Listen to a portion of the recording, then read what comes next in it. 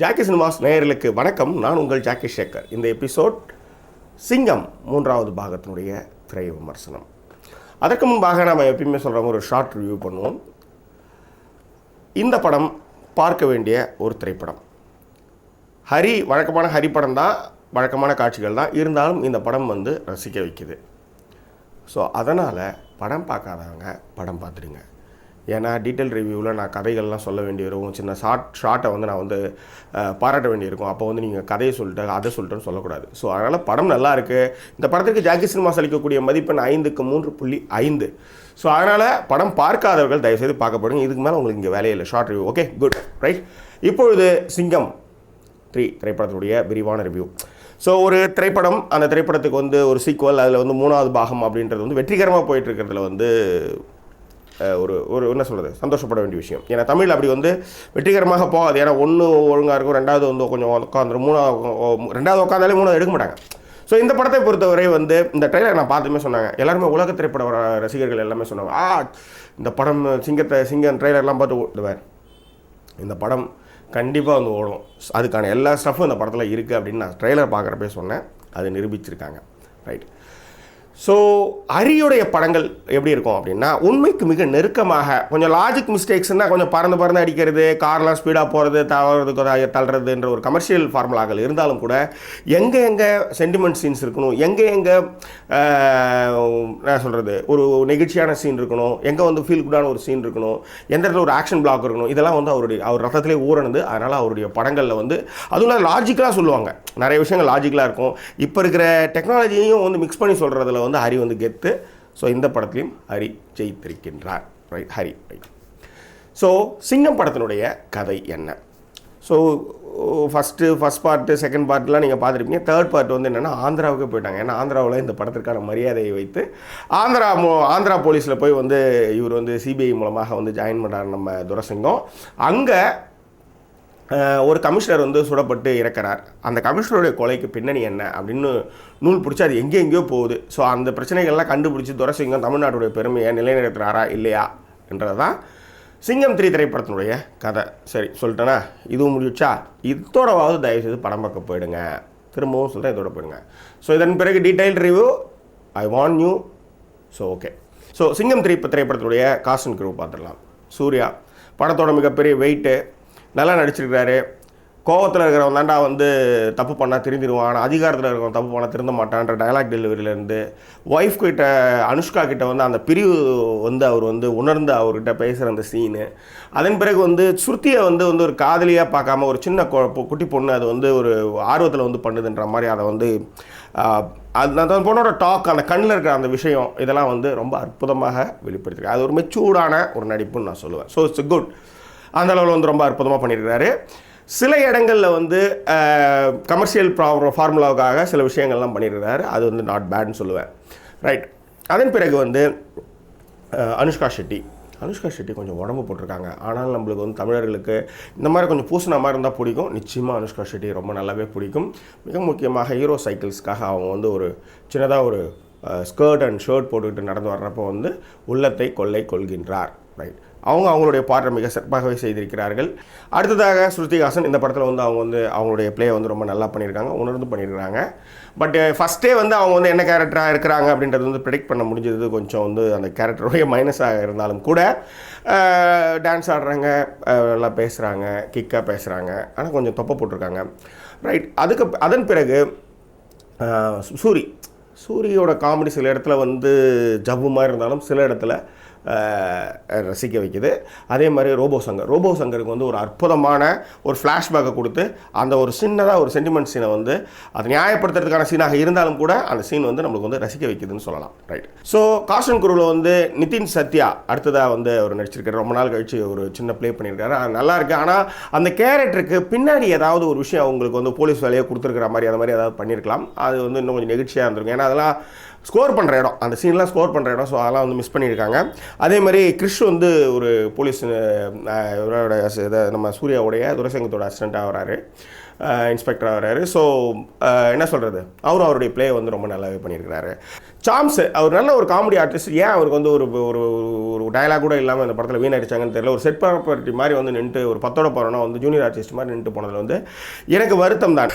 ராதிகா சரத்குமார் வெகு நாட்களுக்கு பிறகு திரையில் அந்த ஃபஸ்ட்டு அந்த இன்வெஸ்டிகேஷனுக்கு வரும்பொழுது அவங்க மறுக்கிறதும் சரி, போலீஸில் வந்து அவங்க பேசுகிறதும் சரி ரொம்ப நல்லாவே இருக்குது. ஸோ இந்த படத்தோட ஃபீல் குட் சீன்ஸ்லாம் கொஞ்சம் பார்த்துடலாம். அனுஷ்கா கிட்ட பேசுகிற அந்த சீன் வந்து ரொம்ப ஃபீல் குட்டான ஒரு சீன். ஒய்ஃப் கிட்ட பேசுகிற அந்த சீன் வந்து ரொம்ப ஃபீல் குட்டான சீன் சொல்லுவேன்.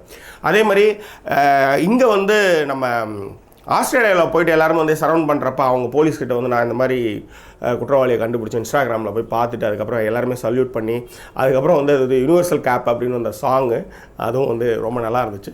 அது கொஞ்சம் நெகிழ்ச்சியாகவும் இருந்துச்சு. அதே மாதிரி ஸ்ருதிஹாசனுக்கு வந்து பேரண்ட்ன்ற இடத்த வந்து அடிச்சுட்டு கார்டியன்ற கையெழுத்து போடுற இடம் வந்து ரொம்ப சிறப்பாகவும் ரொம்ப நெகிழ்ச்சியாகவும் இருந்துச்சு.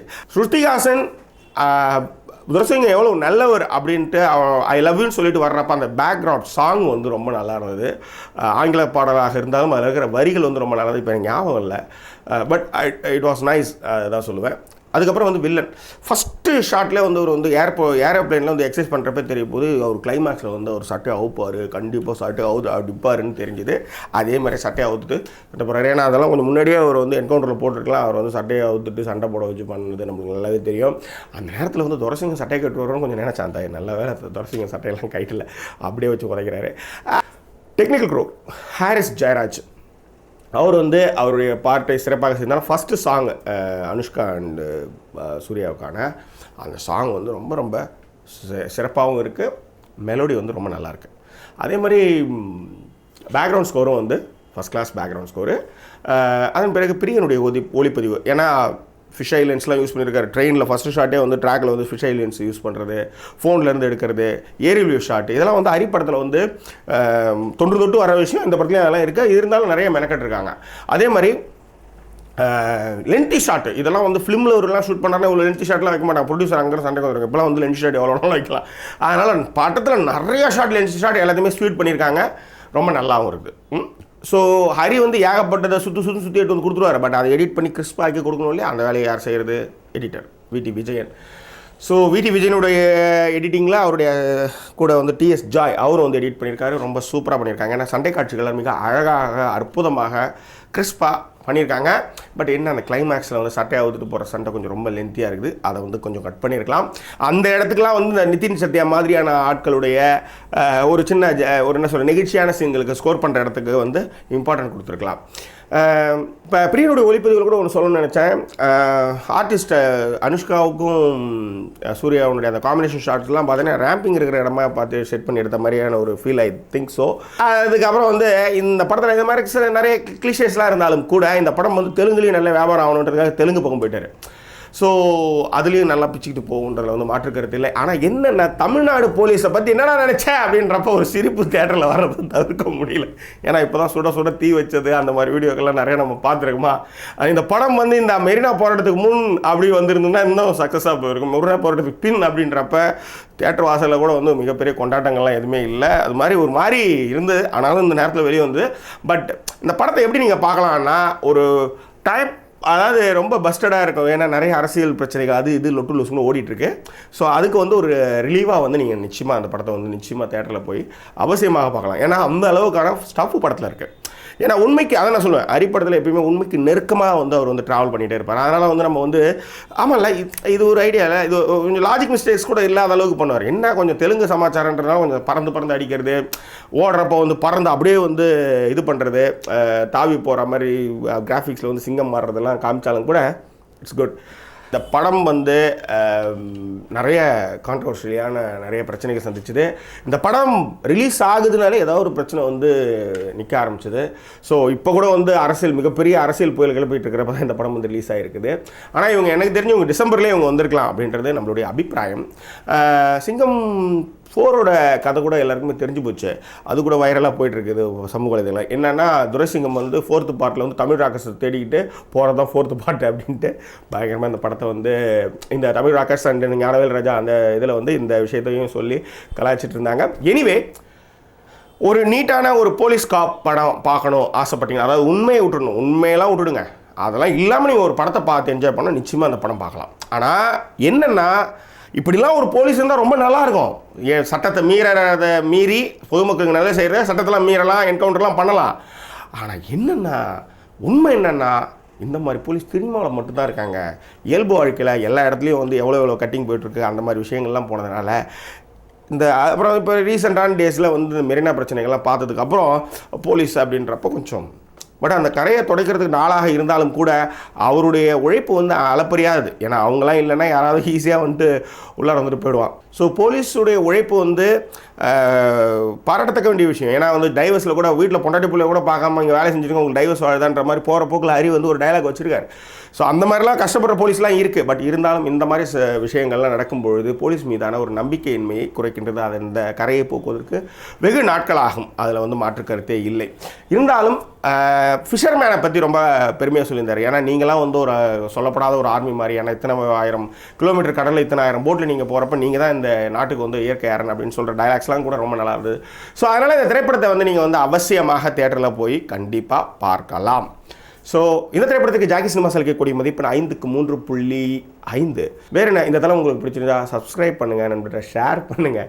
மீண்டும் வேறொரு வீடியோ விமர்சனத்தோடு உலக சினிமாவிலிருந்து உள்ளூர் சினிமா வரை இந்த தளத்தை நம்ம ரிவ்யூ பண்ணுறோங்க. அதனால் நம்ம தளத்தை சப்ஸ்கிரைப் பண்ணுங்கள், நண்பர்கிட்ட ஷேர் பண்ணுங்கள். மீண்டும் வேறொரு திரைப்படத்தை 1 செகண்ட் இந்த கோட்டுக்கு வந்து ஆனால் காலரை வந்து வெளியே விட்டால் நல்லாயிருக்கும் அப்படின்ட்டு நம்ம திட்டக்குடி கார்த்திக் பெங்களூர் தம்பி நம்மளுக்கு ஃபோன் பண்ணி சொன்னார். அவருக்கு என்னுடைய நன்றியும் அன்பும். மீண்டும் வேறொரு வீடியோ விமர்சனத்தோடு உங்களை நான் சந்திக்கிறேன். அது ஒரு நன்றிக்கு ஒரு விடைபெறுவது உங்கள் ஜாக்கி சேகர். நன்றி, வணக்கம். அதே போல் இன்னொரு சீன் வந்து அதன் பிறகு வந்து ஸோ வில்லன் அவர் வந்து ஃபஸ்ட்டு ரைட். அதன் பிறகு வந்து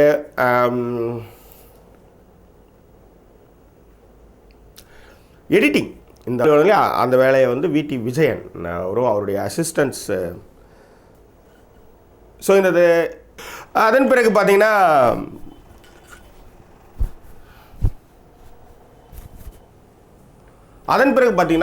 ஸோ அந்த மாதிரி விஷயங்கள்லாம் இல்லாமல் ஸோ போலீஸருடைய உழைப்பு வந்து அளப்பரியாக வேறு என்ன, இதெல்லாம் உங்களுக்கு பிடிச்சிருந்தா சப்ஸ்கிரைப் பண்ணுங்கள்.